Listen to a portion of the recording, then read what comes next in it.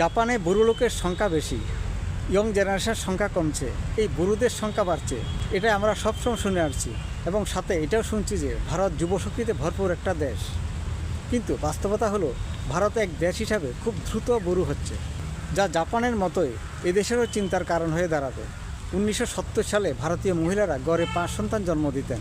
50 বছরের মধ্যে এই সংখ্যা নেমে এসেছে 1.9, মানে 2-এর কমে। ছোট পরিবার সুখী পরিবার, সেই পুরনো স্লোগান দিয়ে চলছে ভারত। সন্তান জন্ম দেওয়ার আগ্রহ কমছে তরুণদের মধ্যে, ফলে বুড়োদের সংখ্যা বাড়ছে। ভারতের রেজিস্ট্রার জেনারেলের স্যাম্পল রেজিস্ট্রেশন সিস্টেম SRS এর রিপোর্টে একটি পরিসংখ্যান প্রকাশিত হয়েছে। 2023 সালে একটি সমীক্ষায় উঠে এসেছে চমকপ্রদ তথ্য। 0 থেকে 14 বছর বয়সী জনগোষ্ঠীর সংখ্যা কমছে। সবচেয়ে উল্লেখযোগ্য হলো প্রজনন হার কমছে ভারতীয় নারীদের। এই প্রতিবেদনে দেখা যায় 0 থেকে 14 বছর বয়সী জনসংখ্যা ধীরে ধীরে কমছে।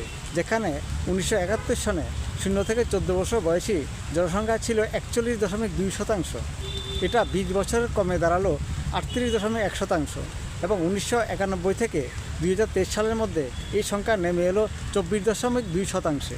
সমীক্ষা এটা দেখা গেল যে 50 বছর আগে ভারতীয় মহিলারা মাথাপিছু 5 সন্তানের জন্ম দিতেন, তা বর্তমানে 2-এর নিচে নেমে এসেছে।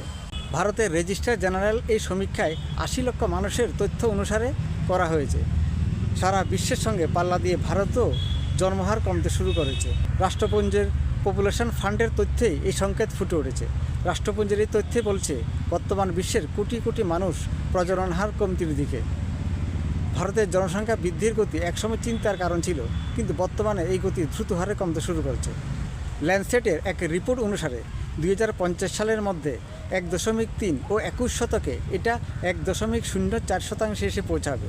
জনসংখ্যা অস্থিতিশীল রাখার জন্য একটা নারীকে 2.1টি সন্তান জন্ম দেওয়ার প্রয়োজন রয়েছে। গ্রামীণ ভারতে এই সূচকে তাৎপর্যপূর্ণ বলে মনে করেন বিশেষজ্ঞরা। জনসংখ্যার হঠাৎ পরিবর্তন ভারতীয় সমাজ, অর্থনীতি, স্বাস্থ্য ব্যবস্থা সহ বহুমাত্রিক প্রভাব ফেলতে শুরু করেছে।